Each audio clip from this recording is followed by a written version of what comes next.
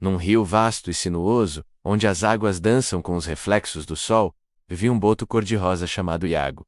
Ele não era um boto comum. Sua pele rosada brilhava com uma intensidade mágica, e seus olhos eram duas pérolas escuras, cheias de sabedoria ancestral e uma curiosidade sem fim. Iago era o guardião das lendas do rio, o contador de histórias que encantava todos os seres vivos, desde os peixes prateados até os macacos barulhentos nas árvores. Mas uma sombra começou a pairar sobre o paraíso de Iago.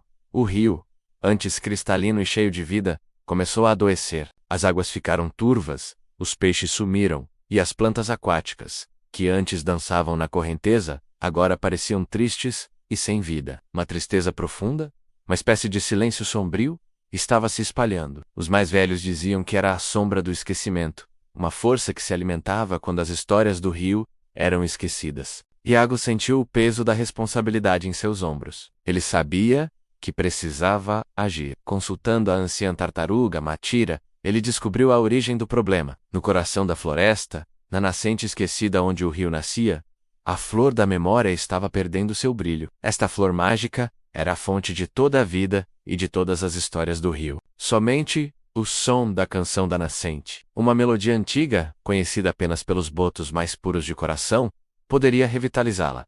Determinado, Iago iniciou sua jornada. A viagem rio acima foi mais difícil do que ele imaginava. A sombra do esquecimento havia criado obstáculos. Corredeiras furiosas, cheias de galhos pontiagudos, tentaram barrar seu caminho. Iago, com sua agilidade e coragem, desviou e saltou, movendo-se como uma flecha rosada, através do perigo. Em águas mais calmas, ele encontrou redemoinhos de lodo que tentavam aprisioná-lo, sugando sua energia. Mas a lembrança do seu rio vibrante lhe dava forças para escapar. Durante sua jornada, Iago não estava sozinho. Ele encontrou aliados inesperados. Uma ariranha esperta chamada Lira, que conhecia passagens secretas entre as raízes submersas, guiou por labirintos traiçoeiros. Um bando de piracanjubas, peixes dourados e velozes, formaram um escudo vivo, protegendo-o de piranhas que haviam se tornado agressivas pela influência da sombra. Cada encontro, cada ajuda, reforçava a crença de Iago de que a união era a maior força contra o esquecimento. O maior desafio, no entanto, foi o guardião silencioso,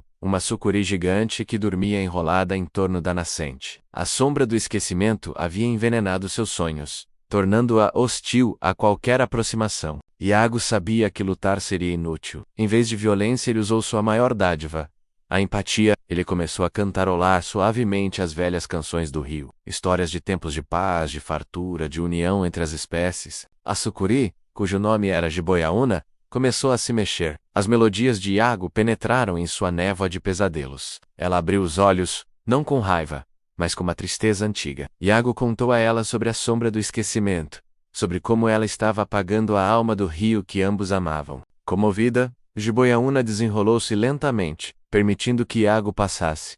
Ela também queria seu lar de volta. Finalmente, Iago chegou à nascente. No centro de uma pequena lagoa de águas puríssimas, a flor da memória pulsava fracamente, suas pétalas quase transparentes. Iago respirou fundo. Ele fechou os olhos e deixou que todas as memórias, todas as histórias, todas as canções que seus ancestrais lhe passaram, fluíssem através dele.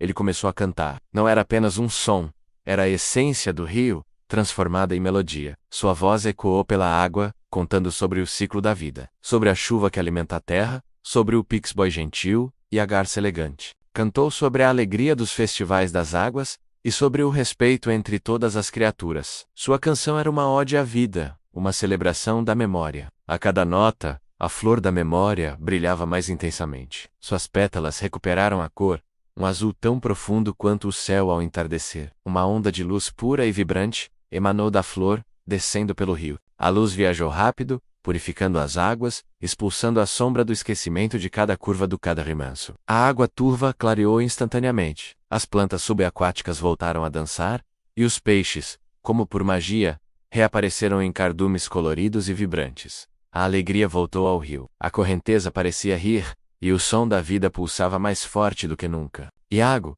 exausto, mas com um coração transbordando de felicidade, iniciou sua viagem de volta. Mas desta vez, a jornada foi uma celebração.